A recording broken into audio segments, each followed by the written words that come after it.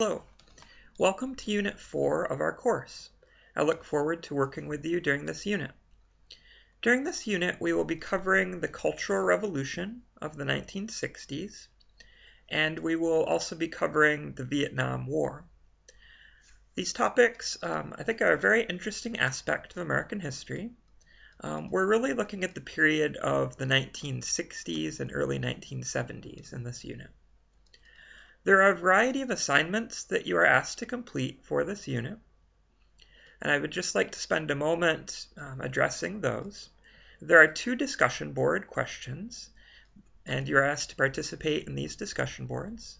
You should post your own initial response to each question and 2 responses to other students' comments for each discussion board.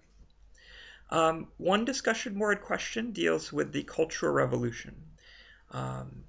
During the 1960s, there was a massive uprising against traditional cultural norms and institutions. It's popularly known as the hippie movement, or at least the hippie movement was an aspect of the Cultural Revolution. There were a variety of aspects to the Cultural Revolution. Individuals challenged traditional gender norms. There were challenges to traditional views of race, and there were also movements, various liberation movements, movements for women's liberation, movements for gay rights. All of these were drawn up into the Cultural Revolution of the 1960s. In many ways, the hippie movement or the Cultural Revolution embraced some of the attitudes and aspects of the Beat movement that we saw in the previous unit, that we explored in the previous unit.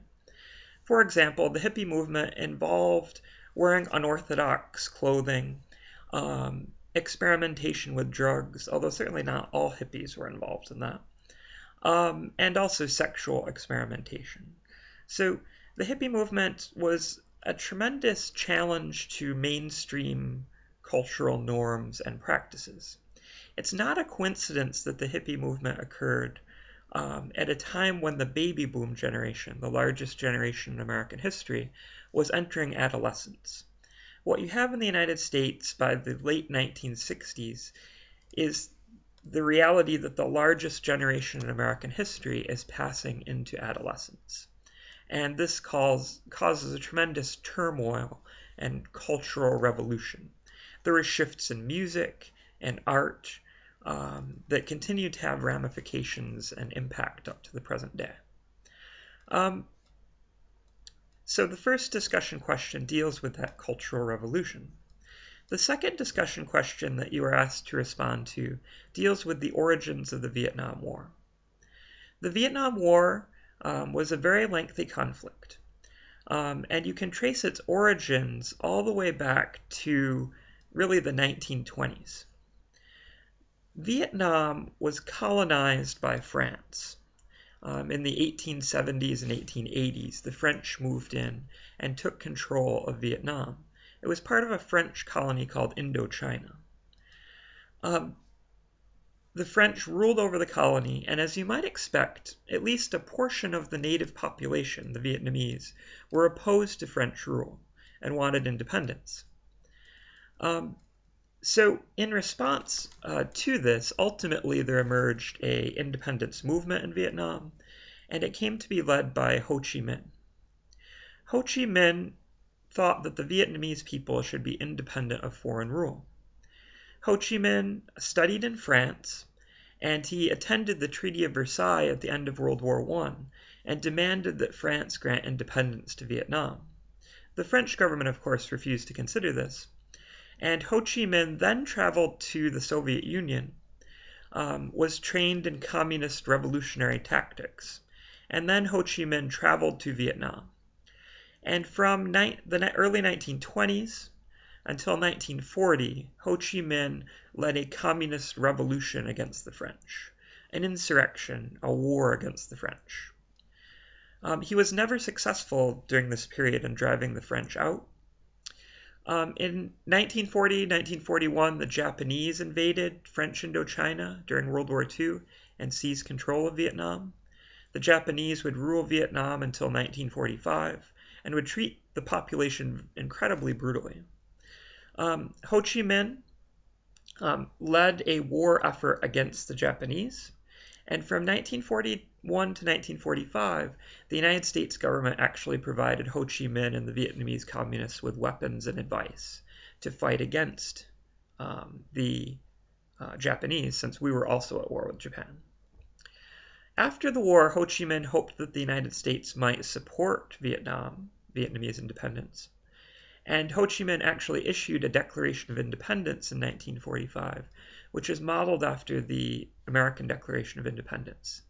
It begins, "We hold these truths to be self-evident, that all men are created equal and endowed by their Creator with certain inalienable rights," which is the same way our Declaration of Independence begins.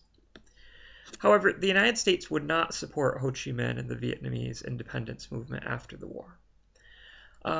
During the Cold War, the United States committed itself to fighting against communism across the globe. And as Ho Chi Minh and the Viet Minh were communists, the United States would support the French effort to regain control over Vietnam, to retake control over Vietnam, and to reestablish their colonial dominance over the region.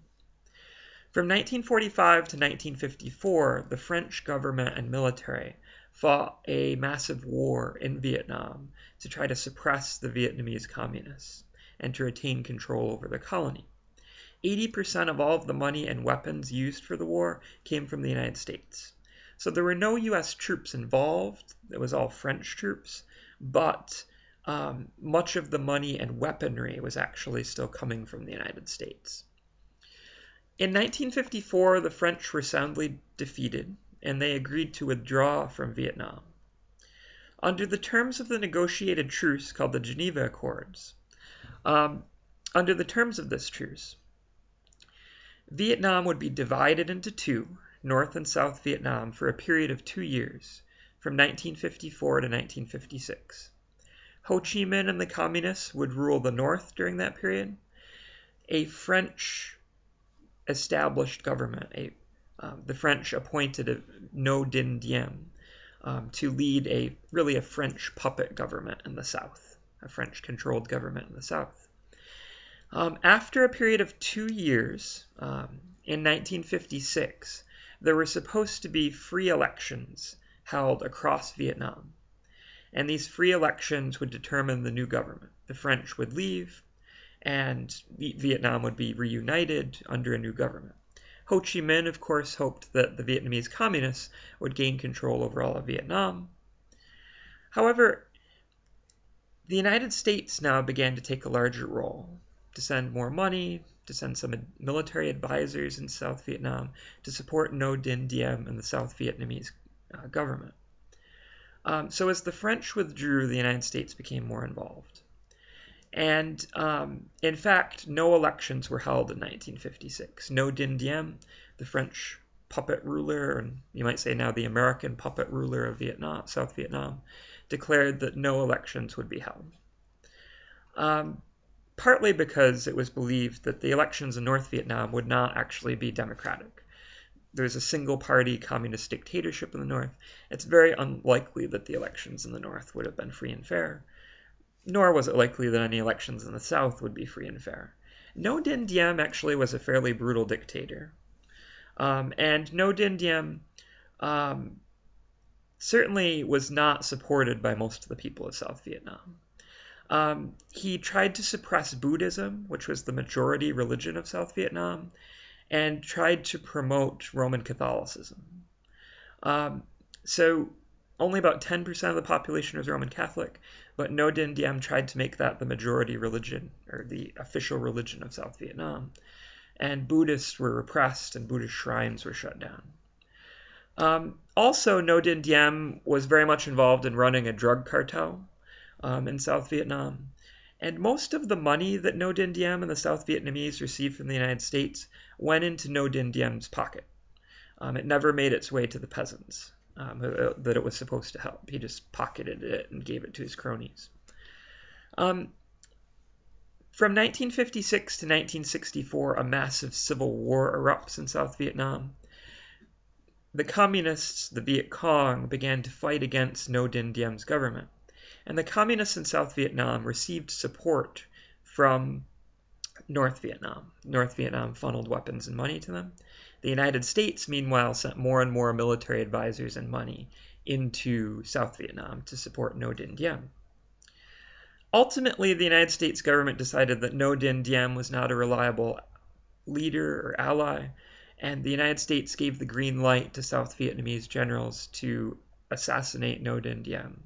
And the generals now took control of the country. Unfortunately, they were no more popular than Ngo Dinh Diem.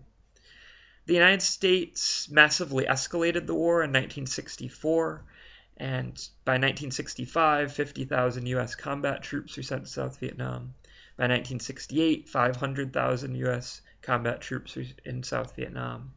And the United States would be engaged in a major war in Vietnam from 1964 to 1972. Ultimately, approximately 59,000 Americans were killed in the war. Several million Vietnamese were killed in the war. Finally, in 1975, after all U.S. forces had been withdrawn, the North Vietnamese army took over South Vietnam, and Vietnam was unified under communist rule after fighting for roughly 55 years for that goal. So that's the second discussion board question. You also are asked to watch a film.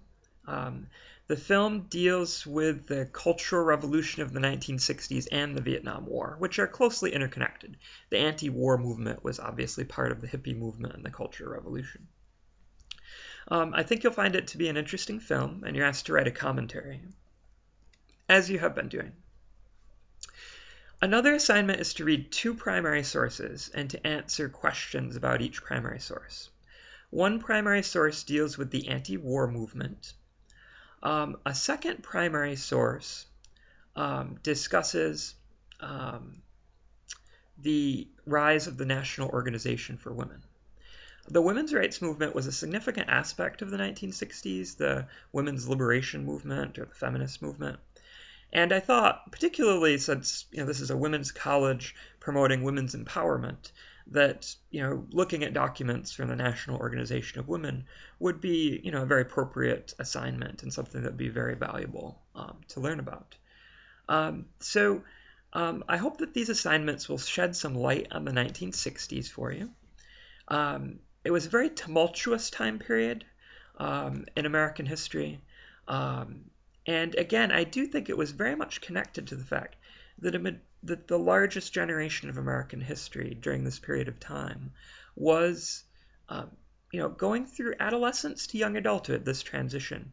And it led to this massive sort of cultural shift, this massive protest, this massive kind of rebellion.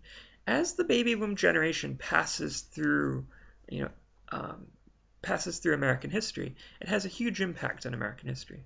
Today, of course, the baby boom generation is growing older, and at least the first waves of the baby boom generation are starting to enter retirement. And this is going to have a huge impact on American history, impacting our healthcare system, Social Security, Medicare, etc. So you'll hear more and more about this in the media, I think, approaching as well. So I hope this little video introduction has been helpful. And I look forward to working with you during this unit. Thank you.